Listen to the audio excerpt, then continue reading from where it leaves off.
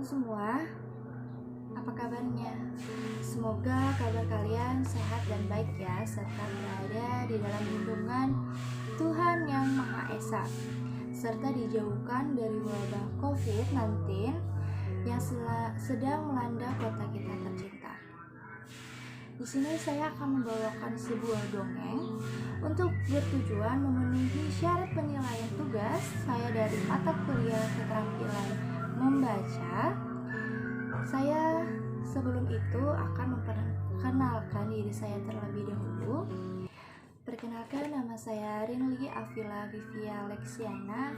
Saya dari Fakultas Keguruan dan Ilmu Pendidikan. Saya dari Prodi Pendidikan Bahasa dan Sastra Indonesia. Oke, jadi sini saya akan membawakan sebuah dongeng berjudul Legenda Lutung Kasarung. Langsung saja saya akan membacakan legenda tersebut. Pada zaman dahulu kala, di daerah Pasundan ada seorang raja yang bernama Prabu Tapak Agung. Beliau memimpin wilayahnya dengan sangat bijaksana, sehingga ia dicintai oleh rakyatnya. Sang raja mempunyai dua putri seorang yang sangat cantik. Yang tertua bernama Purbararang dan adiknya bernama Purbasari. Suatu hari, saat mendekati akhir hayatnya, sang raja meminta Purbasari, putri bungsunya, untuk menggantikan posisinya sebagai pemimpin kerajaan. "Anakku, aku sudah lelah dan terlalu tua untuk memimpin. Jadi sudah saatnya aku turun tahta," kata sang raja. Purbararang yang merupakan kakak dari Purbasari tidak setuju dengan perintah ayahnya tersebut. Dia merasa bahwa karena dia adalah kakak tertua, maka dialah yang seharusnya menggantikan posisi ayahnya sebagai pemimpin kerajaan. Purbararang yang sangat geram dan iri tersebut berencana untuk mencelakakan adiknya. Purbararang pergi menemui seorang nenek sihir. Dia meminta nenek sihir tersebut untuk memantrai adiknya.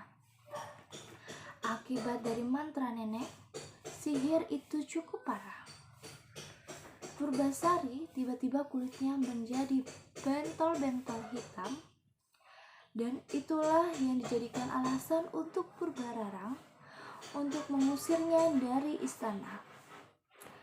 "Pergi dari sini," kata Purbararang kepada adiknya.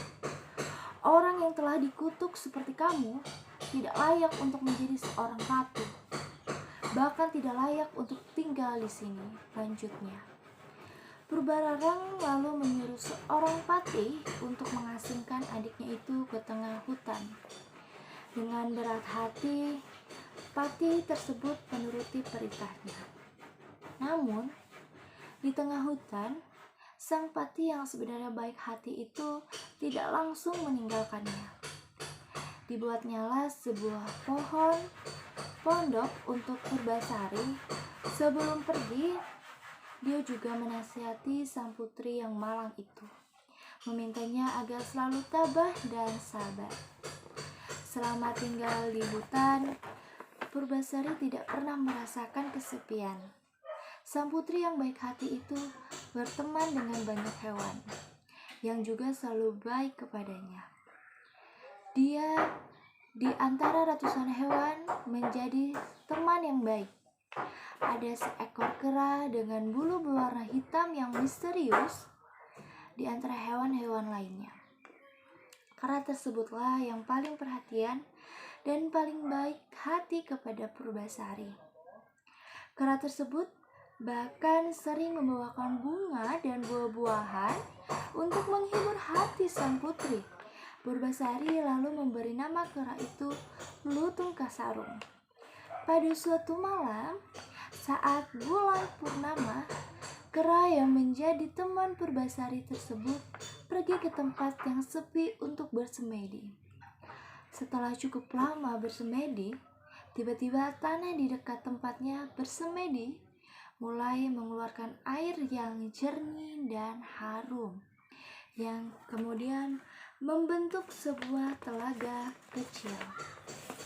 Keesokan harinya, kera tersebut meminta Purbasari untuk mandi di telaga kecil itu.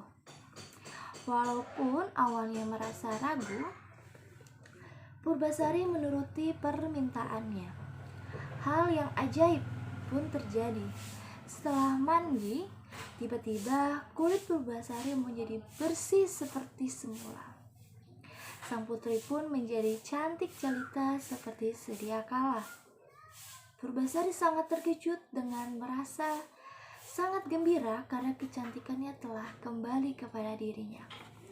Di hari yang sama pula, Purbarara yang jahat tiba-tiba berniat ingin melihat keadaan adiknya di hutan. Dia pun pergi ke hutan bersama tunangannya dan beberapa orang pengawal kerajaan. Saat melihat kondisi adiknya yang sudah kembali menjadi cantik, Purbarara terkejut. Tapi putri yang jahat itu tidak menyerah. Dia mengajak adiknya untuk adu panjang rambut.